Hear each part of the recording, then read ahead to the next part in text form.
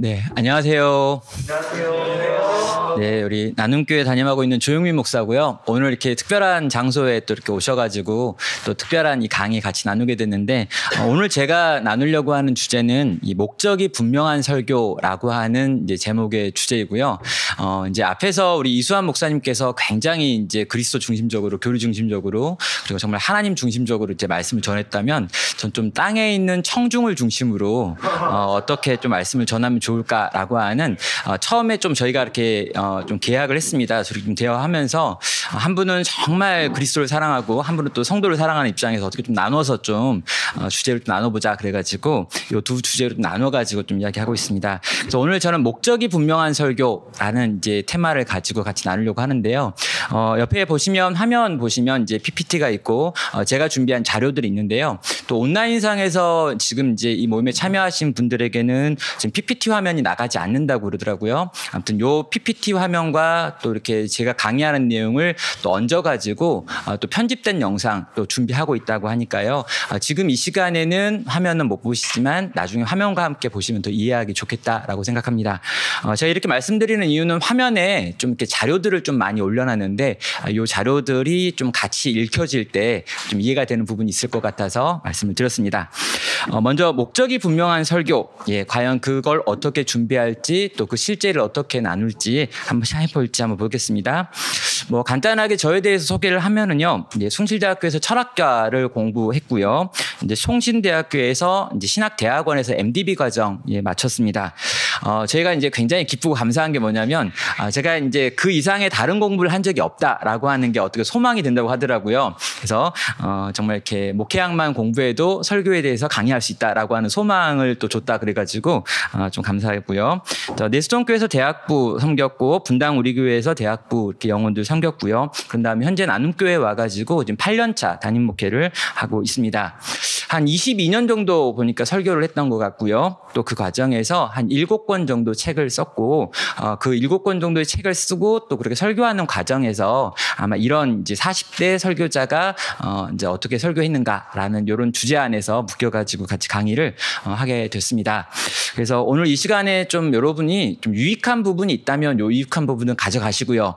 또 별로 그렇게 쓸모없다라고 생각하는 건 쿨하게 버리시면서 어차피 많은 설교학자들이 있고 많은 설교에 대한 강의가 있고 또 많은 설교에 대한 가이드들이 나와 있으니까 그 중에 하나 정도로 함께 고민하면서 보셔도 좋겠다라고 생각을 하고 제가 준비한 거 나누도록 하겠습니다. 아직도 설교를 믿어요라고 하는 말이 한 100년 동안 계속 울려 퍼졌던 말인 것 같습니다. 제가 자료들 좀 찾아보니까 이미 한 100년 전부터 이 설교에 대한 이제 불신, 새로운 커뮤니케이션 기술이 발달되고 미디어가 발달되는데 설교라고 하는 그 오래된 이야기를 계속할 거냐라고 하는 이야기들이 있었더라고요. 그래서 존 스토트가 1962년도에 했던 말인데요. 오늘날 교회의 소멸을 예언하는 자칭 선지자들은 설교의 시대가 끝났다며 확신 있게 선포한다. 그것은 망해가는 기술이고 소통의 한 캐캐묵은 형태이자 버려진 과거에서 들려오는 메아리다라고 주장을 하고 있다라고 말합니다. 벌써 한 이제 50여 년, 60여 년 정도 된 이야기네요. 그러니까 벌써 한 60년 전에도요, 이 설교라고 하는 게 더 이상 의미가 없어질 것이다라고 세상 사람들이 이야기한다라고 하면서 존 스토트는 설교의 능력이라는 책의 서문에서 이런 이야기를 했습니다. 또 여러분 헤돈 로빈슨 하면 다 아시는 분이죠. 이 강해 설교라고 하는 엄청난 책을 써가지고 이 강해 설교에 대해서 이야기할 때 분명히 언급되어지는 분이신데요. 이분은 1980년대 그의 강해 설교에서 이렇게 말합니다. 설교가 교회의 긴급한 필요나는 데에 대해서 많은 이들이 지금 동의하지 않는다라고 이야기하는 거죠. 설교 자체가 사라져야 된다라는 말도 일각에서는 하고 있답니다. 그리고 사람들은 이미 설교로부터 멀어졌고 이제 보다 효과적이고 시대에 어울리는 다른 수단으로 사역해야 된다라고 말한다는 거죠. 여러분 이게 이제 1980년 그러니까 꽤 이제 근래 이야기라고 생각을 하지만 생각해 보면 이것도 40년 전 이야기입니다. 그러니까 이 설교에 대해서 이미 꽤 오래 전부터 이건 더 이상 무용한 기술이다라고 하는 말을 하면서 이게 사람들이 그렇게 말하고 있는데 우리는 어떻게 할까라는 걸로 많은 책들이 나오고 있었고 이런 40여 년이 또 지나가지고 지금 이 시대에 과연 설교는 어떤가라고 물어봤을 때 더 많은 미디어가 발달했고 이런 커뮤니케이션 기술이 발달한 상황 속에서 설교라는 거에 대해 다시 한번 또 고민하게 된다는 거죠. 자, 설교를 믿지 않는 세상 속에서 우리는 과연 어떻게 설교를 준비하고 설교할 것인가에 대한 고민인데요. 간단하게 제가 전체 설교가 뭔지에 대해서 제가 생각하는 설교에 대한 이야기를 먼저 하고요. 그런 다음에 이 설교를 잘하기 위한 게 뭘까라는 한 3가지 정도 큰 테마를 다뤄보고요. 그런 다음에 오늘 중점적으로 다뤄보려고 하는 이 목적이 중심하는 이 목적을 위한 설교라는 걸 왜 이야기하는가라는 걸 좀 살펴보도록 하겠습니다. 저는 설교에 대해서 일단 강의하려면요, 기본적으로 설교가 뭐냐라고 하는 이 정의가 분명히 있어야 됩니다. 왜냐하면 이 설교에 대한 정의가 다르면 이 설교가 좋은 설교나 나쁜 설교, 내가 설교를 잘하고 있냐 못하느냐가 다 달라지기 때문인 거죠. 그러니까 우리 이제 이수환 목사님께서 이야기하실 때 이 설교에서 그리스도의 은혜를 드러내고 아는 것, 정말 이것이 설교의 목적이다라고 생각했고, 이걸 하는 것이 설교다라고 생각을 한다면 이 주제에 맞춰져 가지고 이제 설교에 대한 다른 방법들이 막 나올 거예요. 그래서 다양한 설교학 책을 보면요, 대부분 이 설교의 서론이 딱 시작하면서 앞에 정의부터 시작합니다. 그리고 그 정의에 합당한 방식으로 내가 메시지를 전하려면 이렇게 한다라고 하면서 이제 설교의 이론들을 펼치게 되죠. 저는 설교를 이렇게 생각합니다. 성경 안에 있는 가치를 청중들이 수용할 수 있도록 설득하는 과정이 설교다라고 하는 거죠. 굉장히 이제 좀 이렇게 좀 그렇습니다. 여러분, 제 정의예요. 제 정의. 성경 안에 어떤 가치가 있다라고 저는 믿습니다. 그리고 그 가치를 청중이라고 하는 내가 말을 하고 있고 말을 듣고 있는 대상이 있다는 거예요. 근데 그 사람들이 이걸 수용해야 합니다. 이걸 받아들여야 돼요. 그러니까 받아들여서 그것을 기억해야 되고 그것에 공감해야 되고 그것에 대한 반응이 실제로 그분들이 설득당해서 변화되는 과정으로 이어진다는 거죠. 그래서 성도가 변화되어지는 것, 요게 제가 가지고 있는 설교가 가지고 있는 목표입니다. 그래서 성경이 가지고 있는 가치대로 성도들이 생각하고 변화되어서 그렇게 살아가는 것까지를 다 종합해가지고 돕는 과정이 설교다라고 생각을 하는 거죠. 저는 설교가 절대적이다라고 생각하지 않습니다. 왜냐하면 제가 한때는 정말 설교가 절대적이다, 나는 설교자가 되고 싶다, 설교를 하고 싶어서 목사가 돼야지라고 생각했던 적이 있어요. 근데 제가 이제 사역을 하면서 또 설교를 하면서 또 교회를 돌보면서 약간 점씩 바뀌어가는 부분 중에 하나가 뭐냐면, 나는 영혼을 돌보고 싶다. 그런데 이 영혼을 돌보는데 가장 효과적인 방법이 설교다. 그러니까 나는 설교를 열심히 해야지라는 생각으로 약간 바뀌었습니다. 둘 다 설교를 열심히 준비하고 열심히 한다는 것 같아요. 근데 약간 목표가 예전에는 설교를 잘해야지라고 하는 목표였는데 이제는 목양을 해야지, 영혼을 바꿔야지, 돌봐야지, 새롭게 만들어야지, 그런데 설교가 가장 중요한 강력한 도구니 난 이걸 사용할 거야 라는 걸로 바뀌었다는 거죠.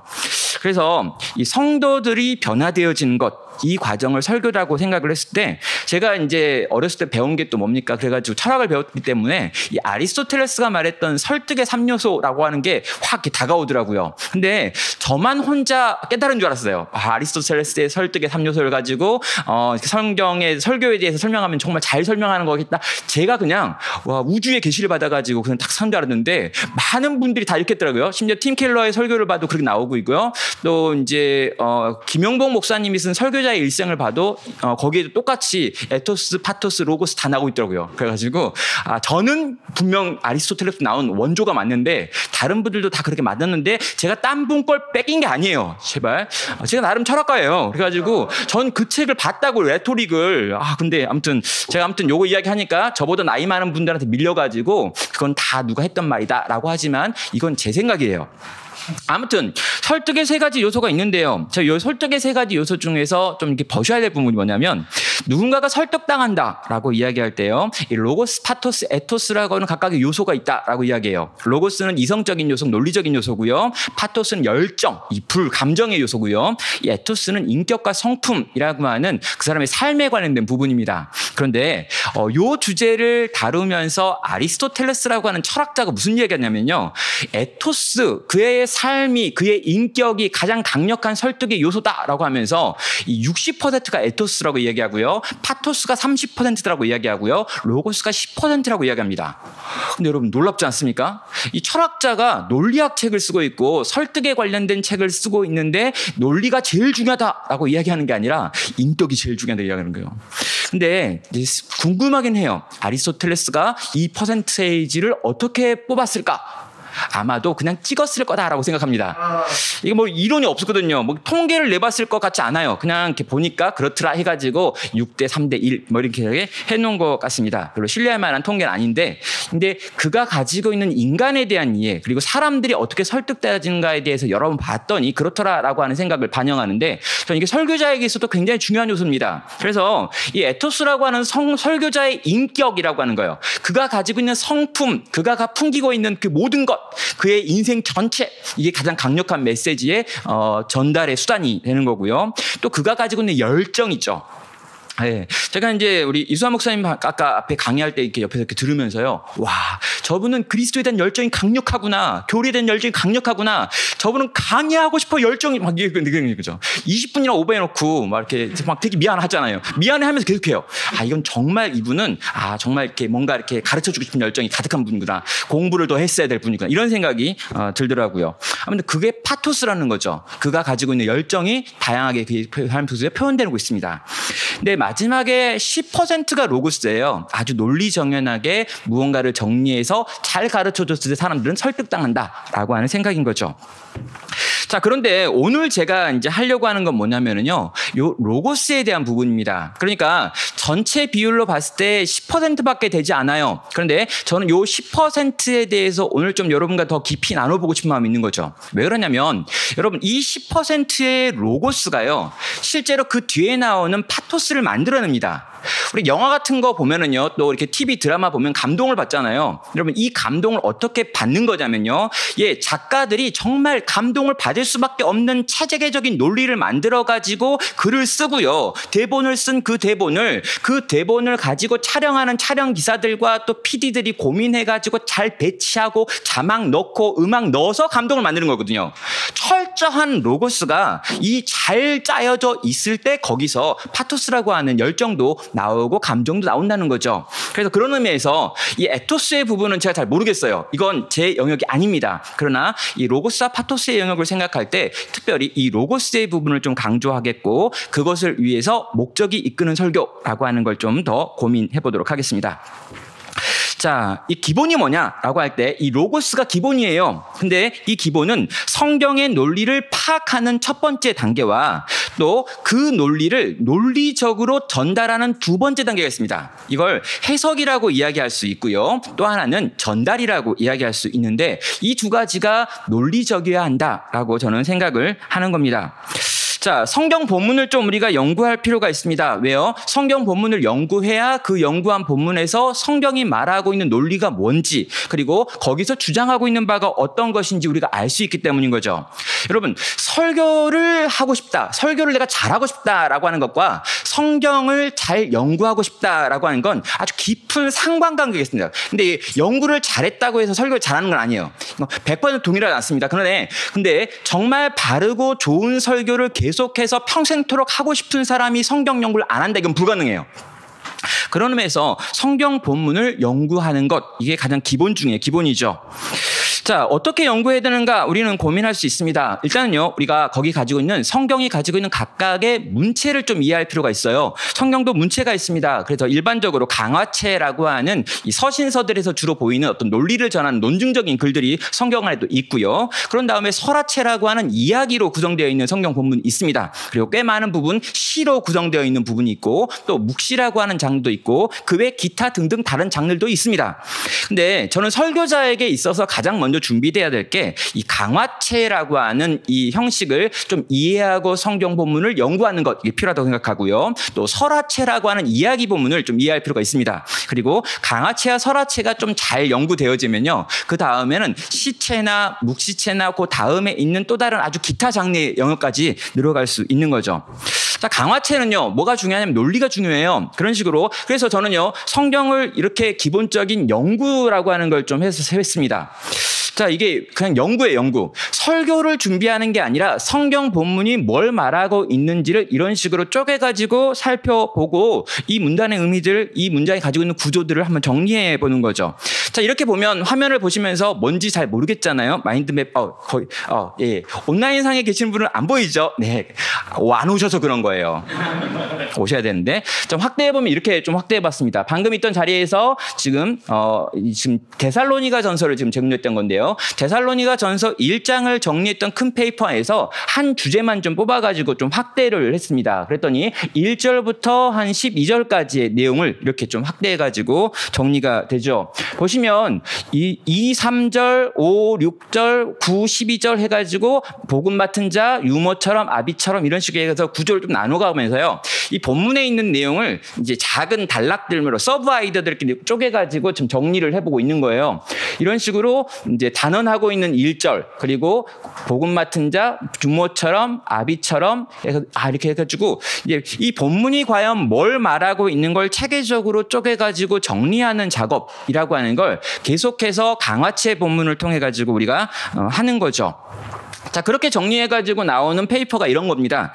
그래서 방금 그렇게 정리했던 것들을 한 장으로 정리하고 또 이거를 이렇게 줄글로 바꾸는 작업을 해서 이 파일로 정리하는 거죠. 그리고 이렇게 정리하다가 중간에 참고 이런 거 있잖아요. 이렇게 변명하는 바울의 심정은 어떠할까? 복잡할 것이다. 그 당연하죠. 안 복잡할 수 없잖아요. 자, 반대자들이 거대한 대응만 부끄러움 사는 근거에서 빨리 이런 식으로 제가 연구하고 제가 구조를 나누고 구조를 나눈 것 속에서 들어온 인사이트나 더 찾아야 될 것들을 계속해서 반영해서 성경 본문을 끊임없이 구조적으로 연구하는 거. 왜냐하면 구조적인 글이기 때문에 구조적으로 연구하는 거예요. 강화체 본문은 이런 방식으로 계속해서 연구를 합니다.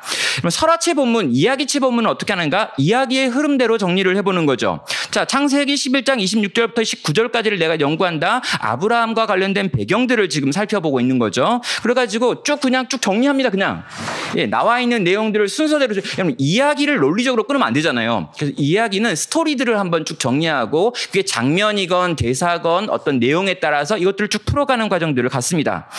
자, 그렇게 쭉 풀어가가지고 다음 장까지 가서 이게 끝났잖아요. 자, 이렇게 그냥 끝내지 말고요. 신학적 질문과 해석이라고 하는 걸 추가해가지고 그 본문이 가지고 있는 이 스토리 속에서 신학적으로 내가 할 수 있는 질문이 뭐고 그것에 대해 해석이 어떻게 해야 될까라고 하는 것들도 반영하여서 정리를 해보는 거죠.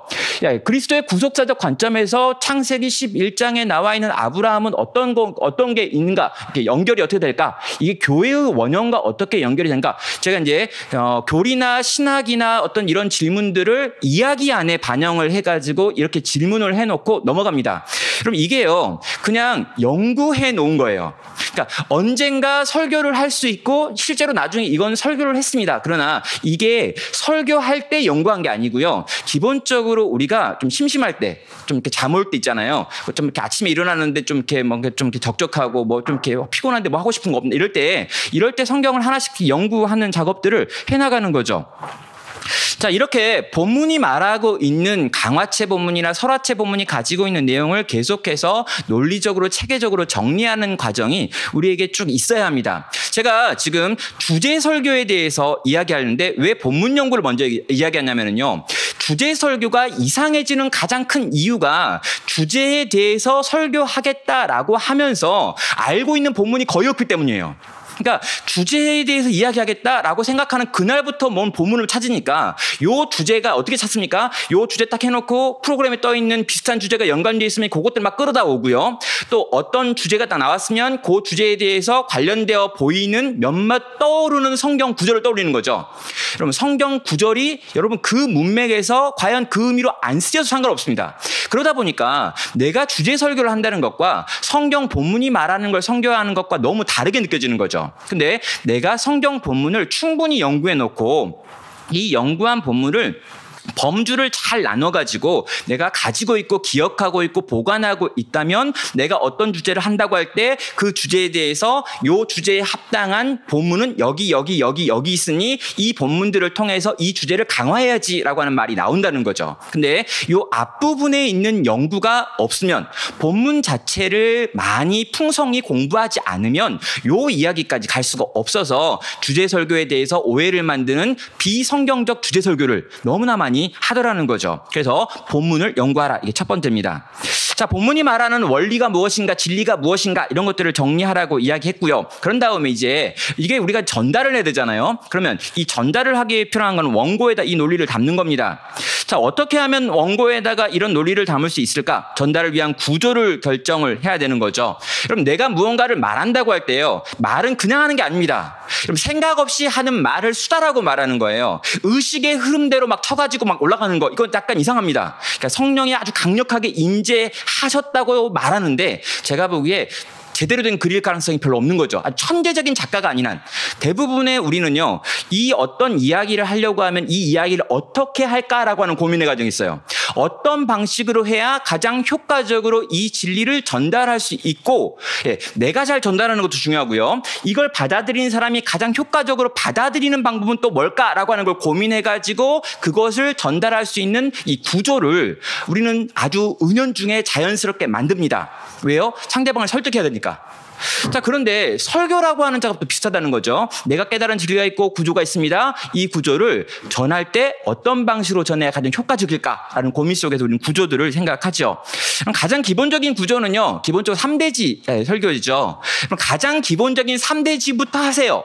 제가 최근에 이제 설교 원고 쓰기라고 하는 이제 프로그램에 들어가가지고 10주 동안 이제 김기현 목사님이라고 하는 분이 하시는 이제 설교 쓰기 강의를 좀 들었습니다. 그러면 설교 쓰기 강의를 시작하는데 3대지 설교를 어떻게 하면 잘할 수 있는지에 대해서 이제 이 10주 동안 계속해서 이야기해요. 가장 기본적인 겁니다. 여러분, 가장 기본적인 3대지가 안 되면 뭐 이야기, 4페이지, 뭐 다른 거 다 안 돼요. 그러니까 가장 기본적인 글쓰기, 서론이 있고 결론이 있고 본론이 있는데 본론을 너무 뭉텅이가 크니까 이걸 한 3개 정도 쪼개가지고 이걸 만들어가는 이런 방식의 설교 쓰기의 구조를 갖춰야 되는 거죠. 여기 보면 개요를 어떻게 작성할 것인가, 문단을 어떻게 쓸 것인가, 결론을 어떻게, 서론을 어떻게, 제목을 잡는 법, 태고하는 법 해가지고요, 한 6가지 큰 테마로 해가지고 설교 쓰기를 어떻게 할 것인지에 대해 배우는 게 있어요. 여러분, 이런 식으로 여러분 아주 기본적인 글쓰기, 기본적인 설교 원고 쓰기에 대한 틀을 갖추시는 거 되게 중요합니다. 그럼 제가 10주 동안 배웠던 걸 한 페이지로 정리한 거죠. 이렇게 정리해 놓으니까 목사님 굉장히 좋아하시면서 이 자료를 유포하지 말아달라 이렇게 요청을 하더라고요. 이런 식으로 개요를 어떻게 작성할 것인가, 구조가 창조다, 개요는 원고의 설교도다라면서 개요가 제일 중요하다 해서 반드시 개요를 작성하라 이런 이야기를 하고요. 또 문단을 어떻게 써야 되는가에 대한 이야기들을 하면서 이게 설교 원고 쓰기라고 하는 과정 안에 있지만 실제로 이 내용은요, 이 고등학교 한 2학년쯤 돼가지고 논설문 쓰는 법 이라고 하는 과정에서 이미 배우는 내용이에요. 그래서 우리가 이 고등학교 졸업할 때까지만 해도 좀 이렇게 글을 씁니다. 근데 이 설교의 현장으로 와서 원고를 쓰기 시작하면서 가장 기본적인 글쓰기를 잃어버려요. 그리고 굉장히 설교 쓰기는 뭔가 심오한 무엇이 넣어야 된다라고 생각하는데 저는 이 심오한 무엇의 요소가 있습니다. 성령께서 강력하게 역사하셔가지고 뭔가 깨달음이 와가지고 밀려오는 막 감동 속에서 울면서 쓰는 그런 경우 있어요. 1년에 뭐 1년도 아니고 한 2년에 한 번꼴로 오는 것 같아요. 그때는 이제 그걸 넘겨드려야죠. 나의 모든 걸 넘겨드리고 막 원고를 버리고 막 이렇게 해야 되는데 그 외에는 저는 철저하게 계획된 원고 쓰기를 하고 있습니다. 여러분, 이런 것도 있어요. 또 이야기식 설교의 구성이라고 혹시 들어보셨는지 모르겠습니다. 유진 로리가 이야기했는데 여기 1부터 2, 3, 4 이렇게 했는데요. 이제 1얘기가 뭐냐면 문제가 제기되는 거고요. 2에서는 이 문제를 심화시키는 거예요. 그래서 얘가 어떤 문제가 있다. 근데 이 문제가 정말 심각한 문제다. 이걸 2를 통해서 막 해가지고요. 사람들로 하여금 다 비참하게 만드는 거죠. 비참하게 끌고 와서 땅바닥 끝까지 내려왔는데 3에서 뭐가 있냐면 복음이 선포되는 거예요. 그래가지고 이 모든 걸 뒤집는 복음의 내용이 있다라고 이제 그 성경 본문에서 찾은 복음의 내용을 선포하는 거죠. 그런 다음에 4와 5를 통해 가지고 이제 우리는 이렇게 갈 수 있다라고 하는 이야기를 하는 거예요. 그러니까 이것도 구조죠. 자, 우리가 어떤 이야기를 들을 때 재밌느냐, 어떤 이야기를 들을 때 사람들이 거기에 매료되는가라고 했을 때 점점 더 어려워지다가 어느 순간 이걸 해결하는 히어로가 등장해가지고 그 히어로와 함께 하늘을 날 때 해결된다라고 하는 가장 기본적인 이야기의 폼을 구조로 가지고 와서 설교의 폼으로 사용하고 있는 거예요. 그래서 여러분의 설교를 1, 2, 3, 4 해놓고 이 1, 2, 3, 4라는 내용 넣어가지고 이 구조 안에 넣어가지고 말하면 실제로 사람들이 그 이야기를 굉장히 잘 듣는구나. 이야기의 형식을 가지고 설교를 전해서 사람들로 하여금 그 이야기의 설득방하게 만들 수 있는 거구나 라는 걸 배울 수 있는 책들도 있는 거죠. 이야기식 설교 구성 해가지고 유진 로리 책입니다. 심지어 여러분 4페이지 설교도 있어요. 설교는 4페이지면 된다라고 이야기하는 거죠. 성경 속에서 문제를 발견하고 세상 속에서 문제를 발견해라. 그리고 성경 속에서 대안을 발견하고 그 대안을 세상 속에 적용하라. 이런 거예요. 그러니까 여러분 아주 심플한 4페이지로 구성이 되어 있고 4페이지의 분량까지 정해져 있습니다. 이렇게 해가지고요. 이런 구조 속에서 이야기들을 전달하고 이 구조가 설득할 수 있는 다양한 방식이 있다는 거죠. 그래서 여러분 목표가 설득이면요. 이 설득을 위해 가장 효과적인 구조를 사용하는 것도 가능해요. 그래서 어떤 형식 하나에 갇히는 게 아니라 여러분이 몇 가지 이 도구를 가지고 이 도구 안에 내용을 넣어가지고 보시는 것도 가능하겠다라고 저는 생각을 합니다. 제가 이제 가지고 있는 이제 아이패드로 이제 막 작성한 노트예요. 설교를 어떤 이제 주제를 가지고 하기로 했으면 창세기 34장을 가지고 내가 하기로 했다. 그러면 창세기 44장을 넣어놓고 마인드맵에 막 그림을 그려보는 겁니다. 이런 식으로 주제를 정해보고 제목도 정해보고 일어난 사건들을 정리해보고 여기서 어떤 생각들이 세겜의 생각은 뭐였을까? 야곱의 아들들은 어떤 생각했을까? 그때 어떤 일들이 일어나는가? 그러나 해가지고 이제 이야기 꺼내보는 거죠. 그러니까 이건요 언제 하는 거냐면 책상에 앉아서 모든 걸 다 펴놓고 하는 게 아닙니다. 이미 연구한 게 있으니 이 연구하는 걸 펴놓고 거기다가 막 끄적끄적 하다가 여기 있는 끄적끄적한 것들을 가지고 이쪽에 와가지고 페이퍼에 한번 이렇게 정리해 보는 거죠. 여러분 좋은 게 뭡니까? 하다가 이게 아닌 것 같다 그러면 일일이 순서를 바꿔보기도 하고요. 그러니까 내가 할 수 있는 아주 편하고 쉬운 시간에 이 설교라고 하는 이 본문이라고 하는 걸 가지고 아주 자연스럽고 아주 이렇게 즐겁게 아주 재미나게 막 이렇게 그려보는 거예요. 그러다가 야 이거 괜찮겠다. 이 흐름이 맞는 것 같아. 그리고 여기서 이걸 아니 이걸 이리로 옮겨볼까? 이걸 바꾸면 어떤 느낌일까? 막 이렇게 생각을 해보는 거죠. 여러분 우리는 그 24시간 설교하고 있는 거 아시죠? 우리 뇌는 그렇잖아요. 뇌가 한쪽에서 계속 이렇게 설교하고 있지 않나요? 막 이렇게 이걸 할까 이렇게 우와 막 이런 거 있잖아요. 이게 오는 거예요. 왜요? 우리 뇌 한 일부는요 평생 설교자를 살고 싶으면 지워놓으면 안 돼요. 계속 이쪽에다 계속 뭔가 돌리고 있는 거죠 이렇게. 그래서 이쪽에 이렇게 돌다가 막 되게 나오면 딱 정리해가지고 놓고. 그래서 여러분 늘 뭔가를 옆에다 적어놓을 수 있도록 하시고 이런 페이퍼를 준비하고 정리하면서 설교를 만들어 가시면 됩니다. 예, 그래서 이제 이런 개요가 나오죠. 유혹을 극복하라. 예, 야고보서 제가 1장 12절부터 18절까지 내용을 하고요. 이런 개요를 작성을 했습니다. 자, 그런데 제가 요 개요를 작성을 한 이유가 있어요. 요 개요를 이렇게 작성해가지고 저희 교회는 목요일까지 이거를 이렇게 우리 이제 교육자분에게 드려야 되고요. 또 이렇게 찬양 인도하는 자매에게 줘야 됩니다. 안 주면 막 목요일 난리가 나요. 막 자매가 막 기도하면서 준비. 근데 제가 자매한테 물어봤는데 나중에 보니까 내가 설교 개요를 줬는데 왜 그 개요하고 아무 무관한 찬양을 선곡하느냐 그랬더니 이건 기도하기 위한 거고 이 개요하고 큰 문제로 사이는 없다 이러더라고요. 약간 이제 고민을 하는데 아무튼 이제 생각은 뭐냐면요. 그때 목요일 정도 요 개요가 확정이 되어서 이게 주게 되어 있으면요.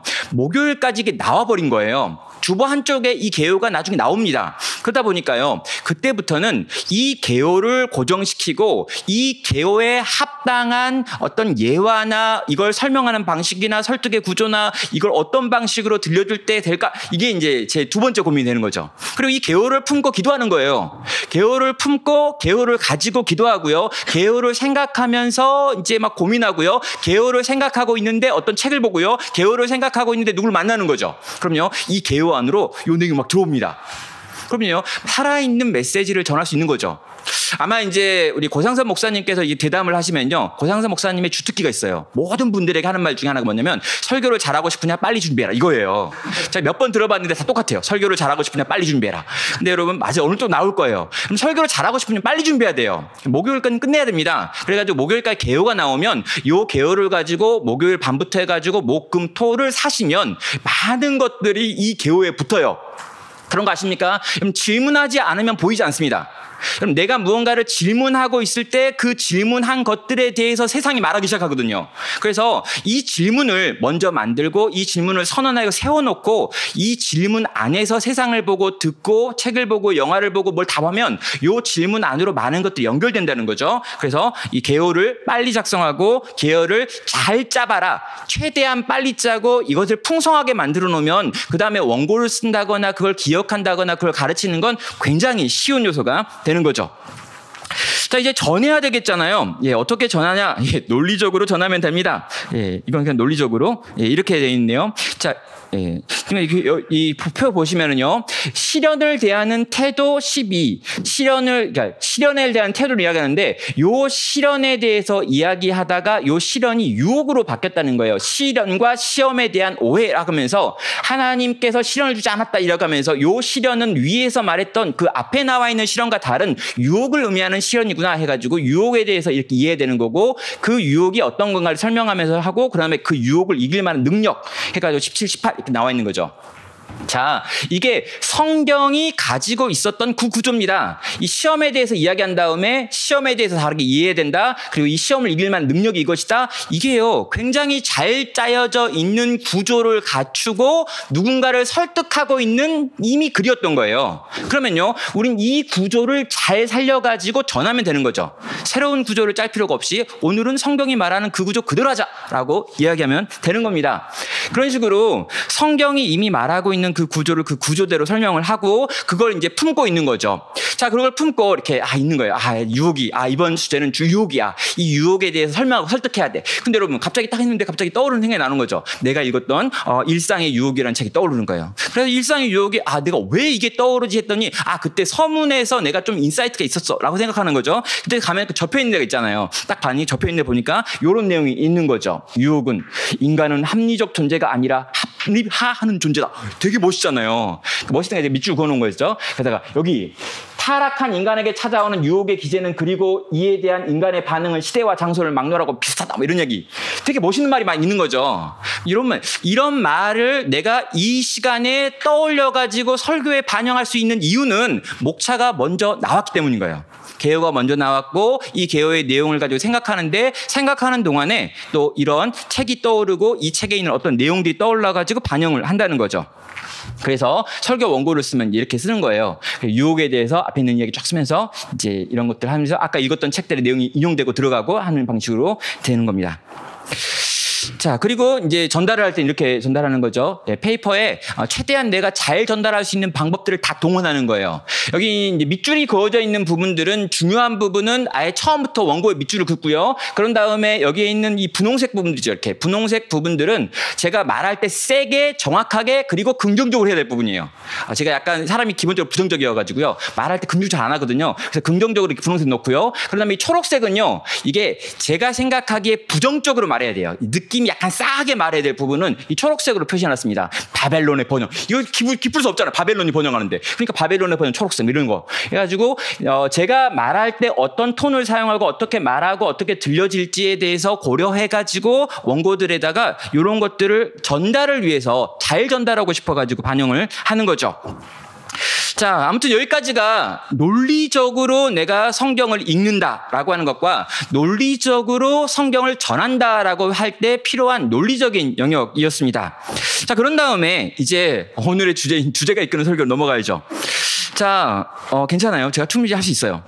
일단 주제에 대한 오해가 좀 있습니다. 주제 설교에 대한 오해가 뭐냐라고 하면은요. 제가 좀 주제 설교를 사람들이 왜 그렇게 이상하게 보는지에 대해서 좀 찾아봤어요. 그랬더니 주제 설교는 다음과 같은 오해가 있습니다. 첫째는요. 주제의 근원이 설교자의 개인적인 생각이나 회중의 삶이기 때문에 성경 본문과 연관이 없는 경우가 너무 많았어요. 또 두 번째로요.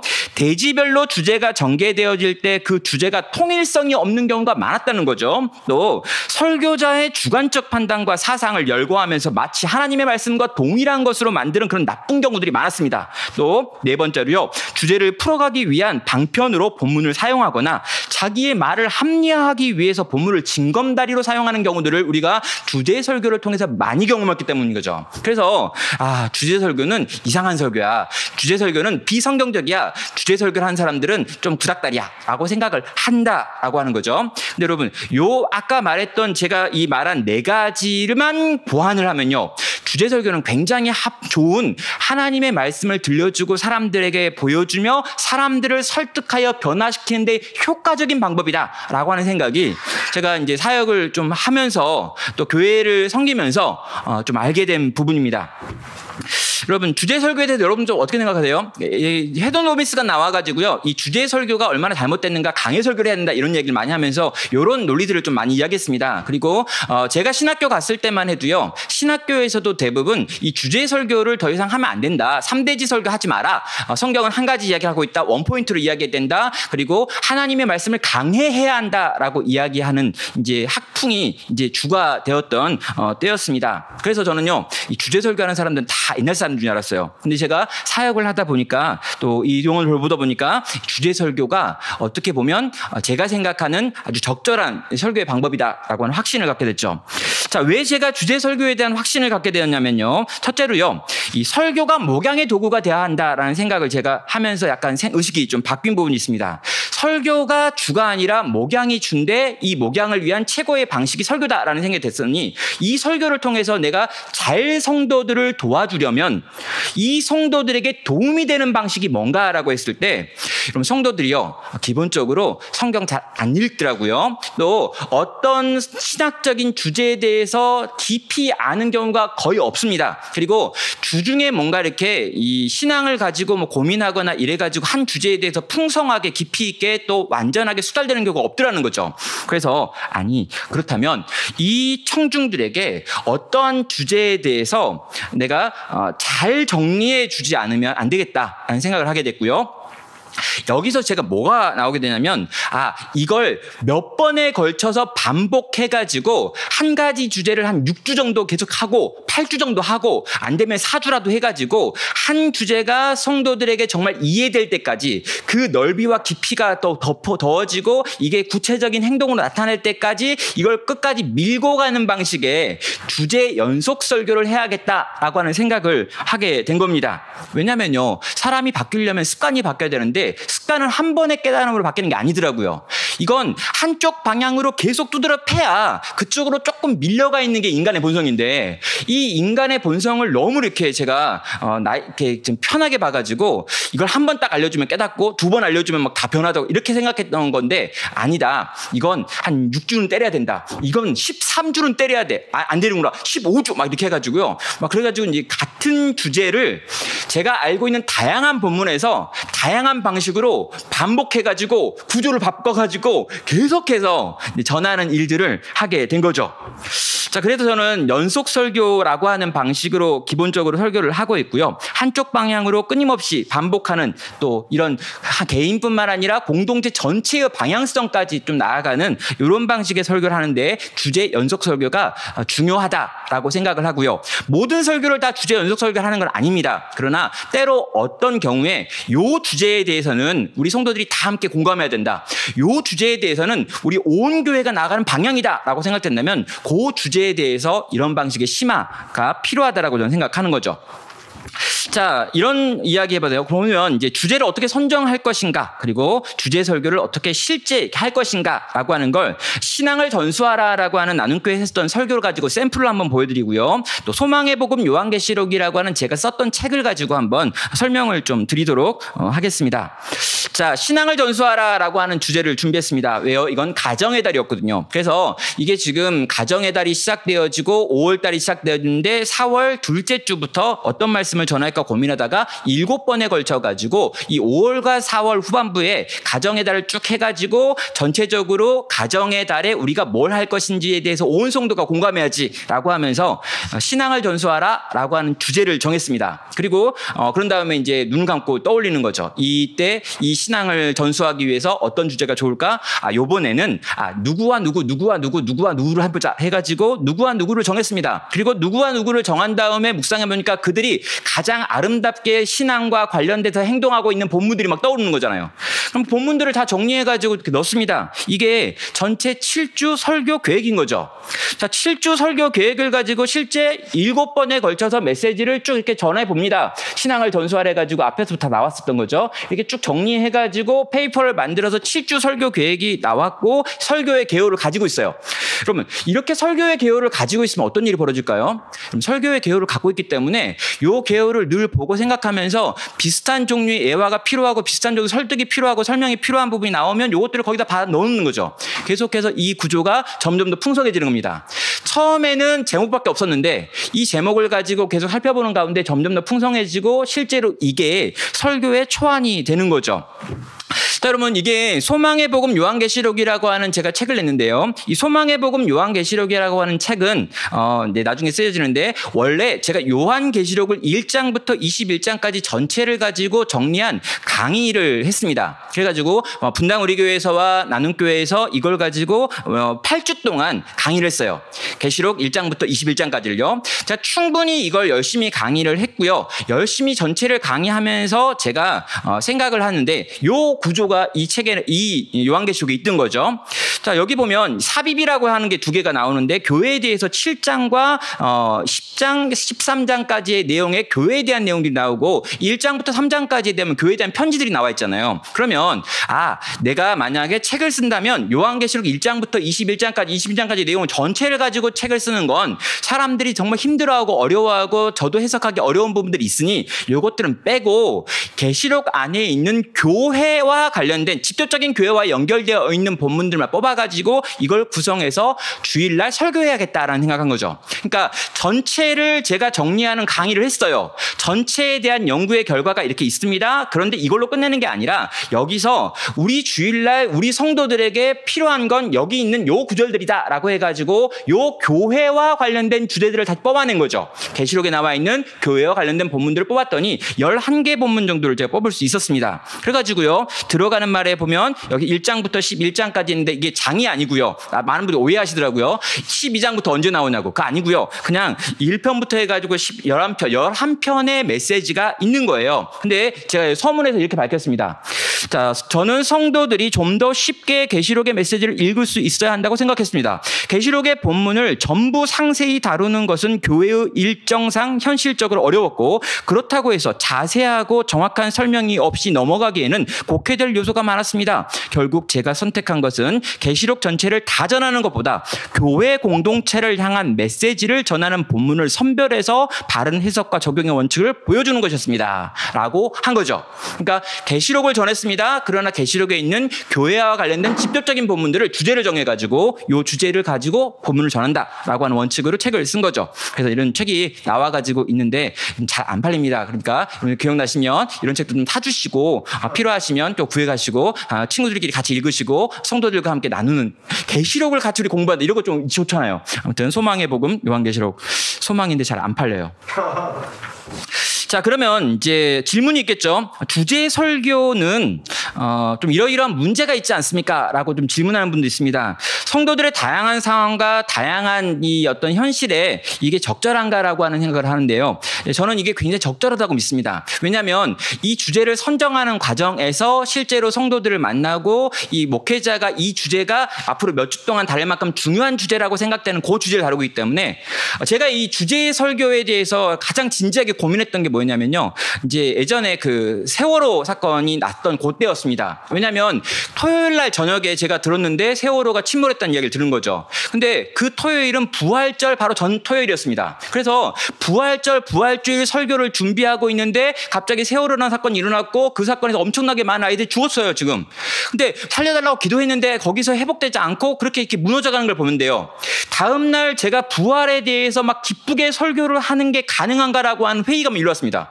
그래서 과연 나는 어떻게 설교해야 되는가? 나는 절기에 따라 설교했고 본문에 따라 설교했고 이 본문을 축간체 전하는 걸 했는데 이 주제는 너무나 막강한 주제인데 이 막강한 주제를 빼놓고 내가 이걸 말한다고 한들 그 앞에 있는 청중들은 과연 들을까?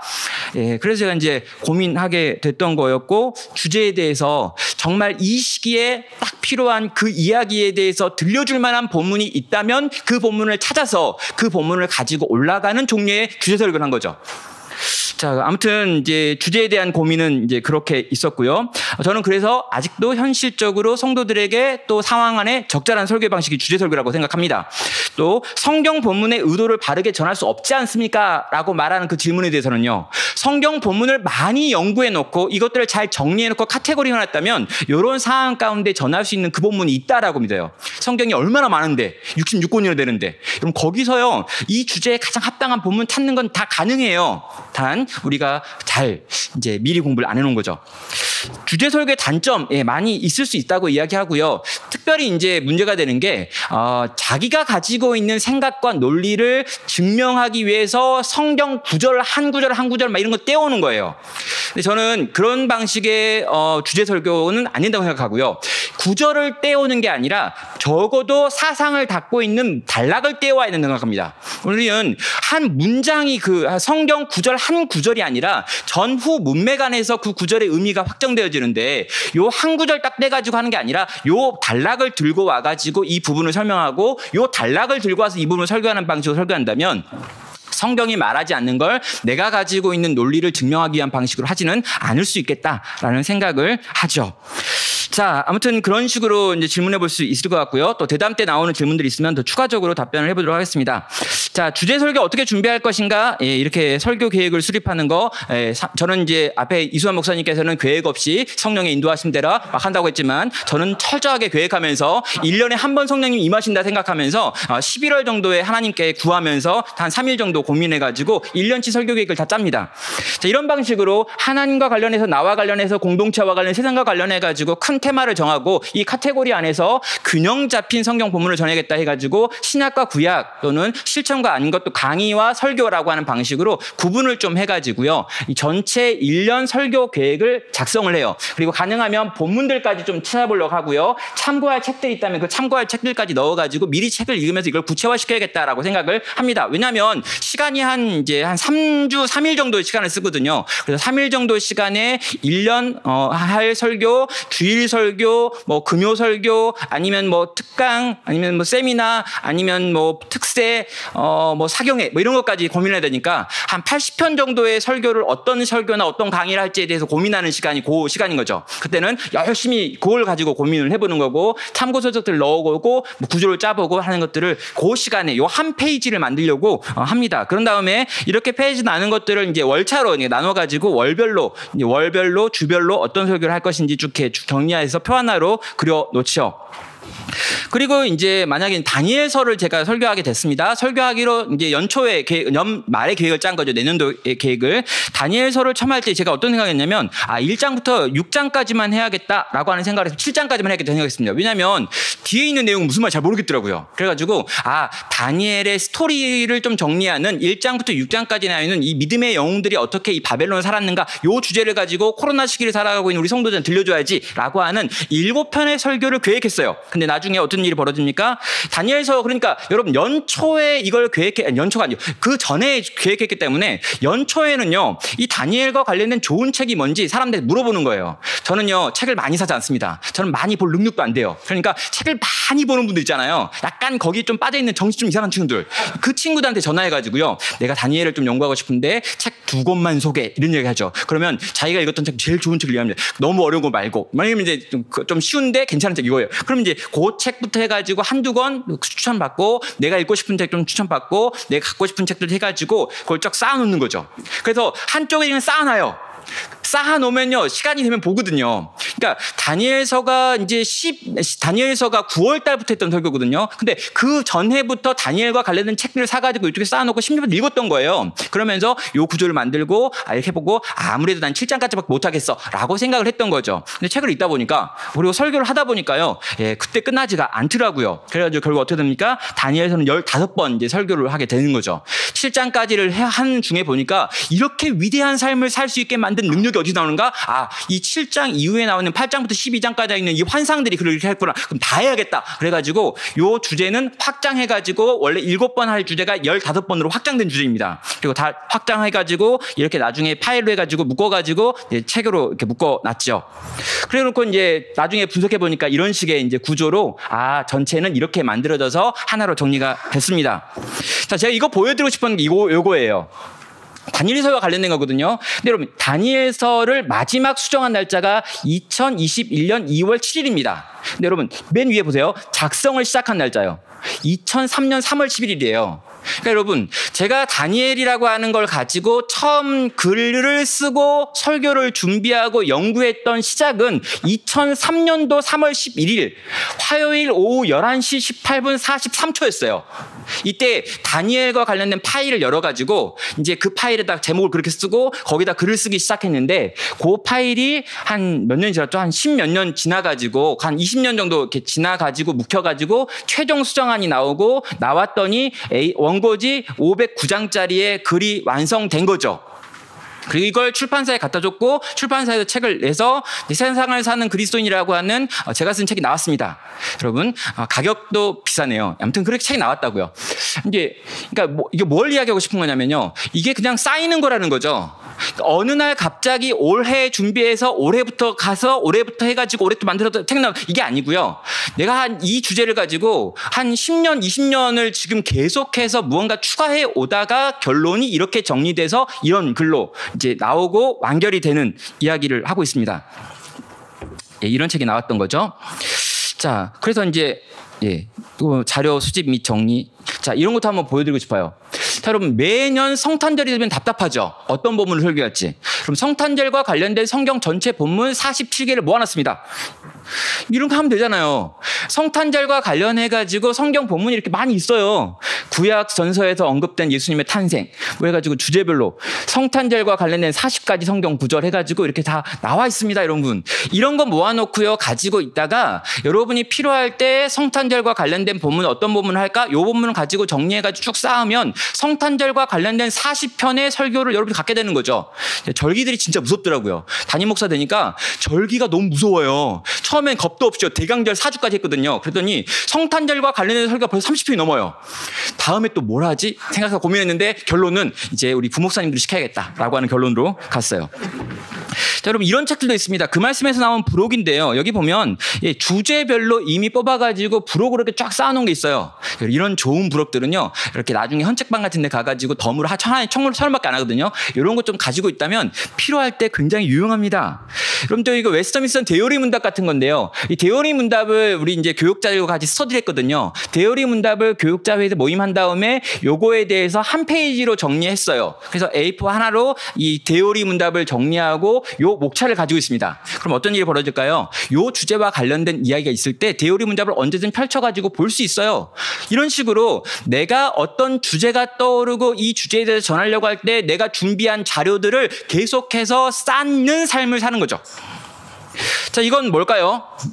제가 회심이라고 하는 주제가 고민이 됐어요. 아니 도대체 회심이라고 하는 이 주제를 내가 어떻게 도와야 될까? 성도들의 회심을 도와야 되는데 라고 하면서 제가 회심과 관련된 주제를 이 역사적 순서에 따라서 재배치해봤습니다. 내가 가지고 있는 모든 책들과 필요하다면 책을 동원해가지고 더 그리고 이제 요거는 그때까지 한 거고요. 요 뒤에 몇 개 더 추가했어요. 그리고 이 위에도 몇 개 더 추가해가지고 이게 여러분 보시면 아무 의미가 없지만 저에겐 굉장히 의미 있는 작업입니다. 왜냐하면 초대교회의 회심은 이러이러했었는데 왜 중간에 회심이 이렇게 되었는가?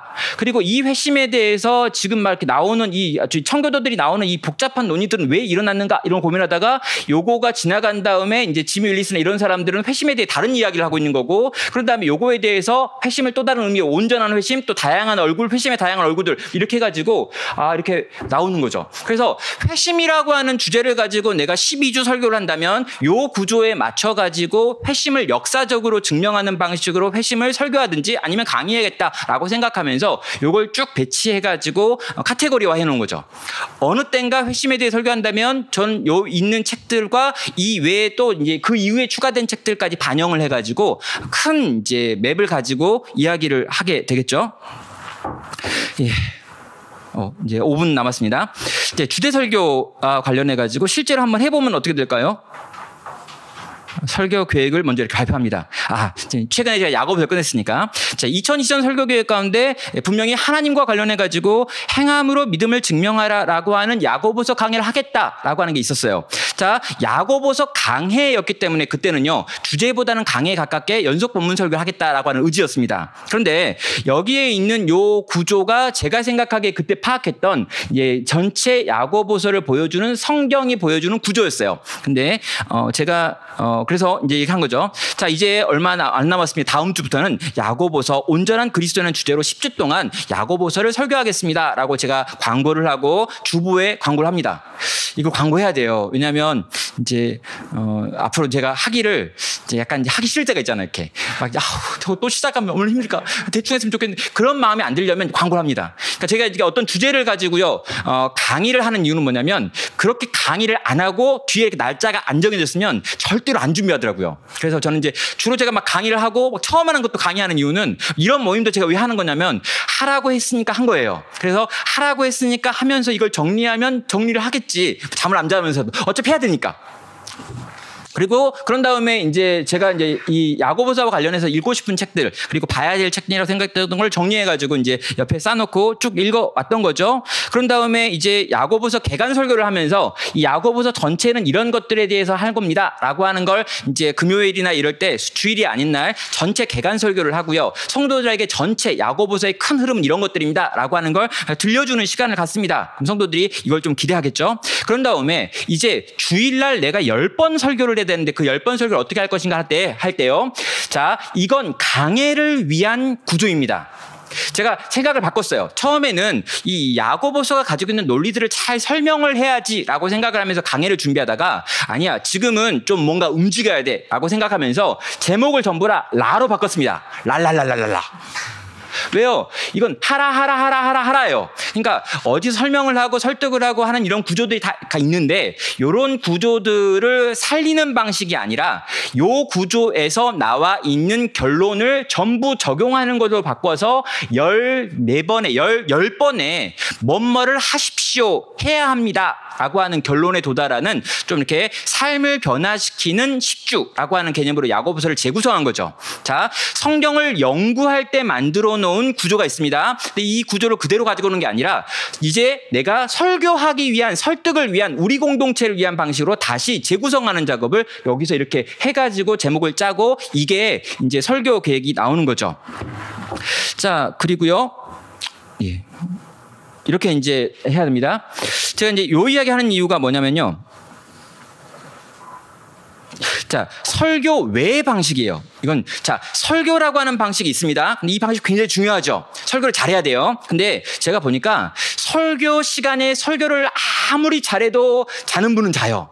그리고 설교 시간에 설교라고 하는 그 시간은요, 정말 어려운 시간입니다. 왜냐하면 40분을 내가 말하고 있는데 이 말하고 있는 내용을 그 자리에서 들으면서 이해하면서 깨달으면서 감동받으면서 적용할 만한 인간은 거의 없어요. 그럼 뭐냐?